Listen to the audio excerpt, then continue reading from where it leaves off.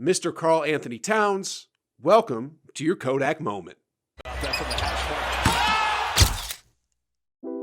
Dang. Let's check that out one more time. Personally, I think Wiggins put a little more sauce on this statement dunk because back then, everybody just treated him as a second fiddle. No, wait, let me correct that. A third fiddle behind Cat and Zach LaVine back in Minnesota. But when he got traded to the Warriors, this dude just became unhinged and turned into a two-way beast. McDaniels underneath. Wiggins calling for it, gets around. With this in mind, I began to wonder, why do under-the-radar types of players like Wiggins, Gary Payton II, to even Jordan Poole and Kuminga suddenly become stars or somehow unleash their true potential when they get acquired by the Warriors? Well, I believe there are many answers to this question, but the first thing that comes to my mind is the Warriors' style of playing basketball. Here, let me show you what I mean. Draymond is the designated quarterback in this play. Notice how he clears out the weak side to give way for the two-man game between GP3 and Wiggs. And in the next sequence, Wiggins lulls his defender to sleep for just a split second, which allowed Draymond to find him for an easy finish.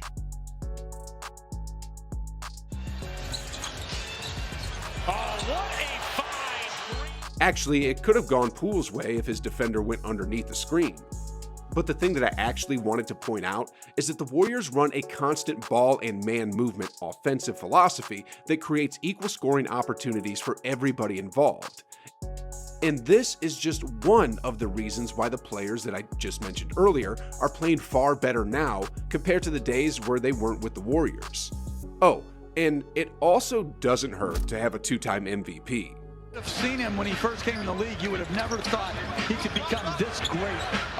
Well, to gauge if these players really improved after being acquired by the Warriors, let's take a look at the case of Andrew Wiggins.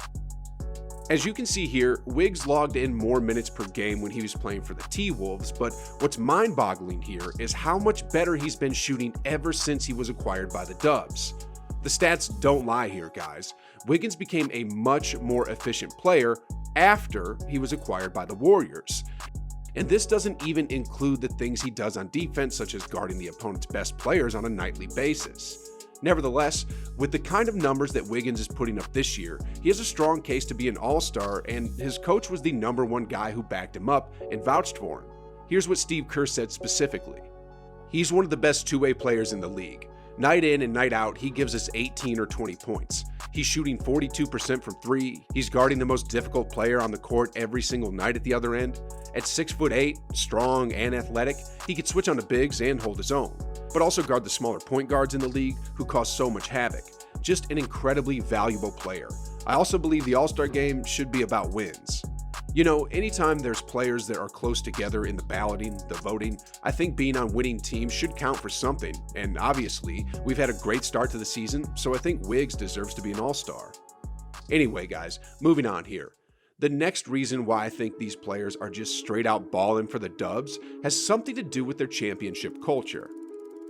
There's no doubt that you'll lay it all out every given night if you know that your team has a chance to win it all. And speaking of guys who give it their all on a nightly basis, GP2 is a living testament to this case. Because as you know, this guy went undrafted and bounced around from one G League team to the other. But when he was given a chance with the Warriors, he suddenly turned into a defensive demon that delivers aerial assaults unlike no other. Check these out. Second on John Moran. There's a strip. Payton. Curry dropping it down. The rebound. You can go 2 for 1 here. Allowed to Payton. The numbers don't lie for GP2, as you can see here. His efficiency skyrocketed once he was acquired by Golden State. And just like the case of Wiggs, GP2's contributions also reflect way beyond the stat sheet. I mean, in the PER stat category alone, he's number 2 on the Warriors, right behind Steph Curry. In an interview with Bleacher Report, GP2 talked about how he contributes to Warriors basketball. Golden State understands what I bring to the table, my defensive skills, my off-ball cutting, screening, being able to play the dunker and just take open shots when they present themselves. There are a lot of guys, like Draymond, that can do a lot of different things and help win games. Not every player is going to score 30, and I obviously don't shoot like Steph Curry, but I do damn near everything else elite.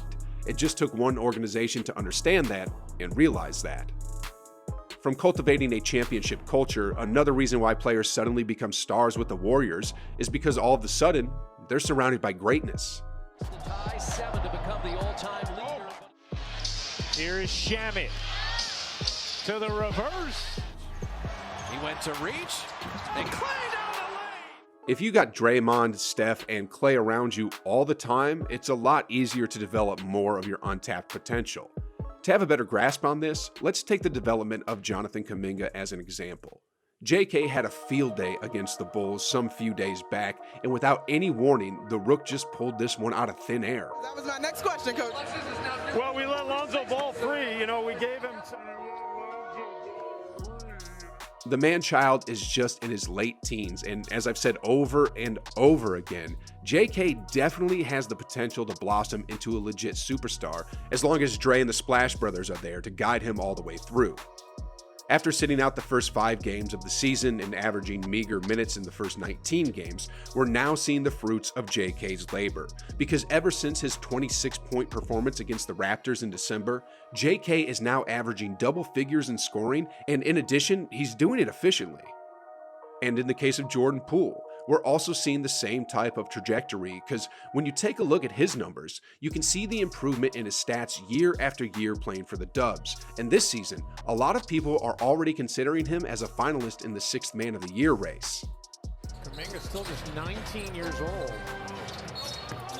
Close of this first half with this second unit on. Jordan. The Warriors know how to nurture and develop talent when they see one, and this just goes to show what magic can be done if the coaching staff and the front office work hand in hand in terms of making the right decisions and achieving a common goal. Warriors GM Bob Myers has always had a keen eye for finding a diamond in the rough, and was never afraid of rolling the dice to get players he thinks will create a huge splash for the organization. I mean, this is the guy who drafted 2 of the most lethal shooters on the planet, got Draymond in the 2nd round, and was instrumental in the recruiting of Kevin Durant, which led to back-to-back titles. And then, after 2 years of repatching and retooling the roster from the ground up, he was able to land players who were overlooked by the NBA like GP2, Andrew Wiggins, and at the same time, tap the hidden potential of their younger players, just like what we're seeing with JP3 and JK right now. Speaking of JK, Bob Myers talked about his thought process when they were about to draft the 19-year-old, and here's what he had to say. You have to focus on guys that can become stars at the top. And you might get it right, you might get it wrong. But if you get it right, then all of a sudden 3, 4, 5 years down the road, you have an all-star or an all-NBA guy. That is so hard to find that you have to try. So that's the hardest thing we do.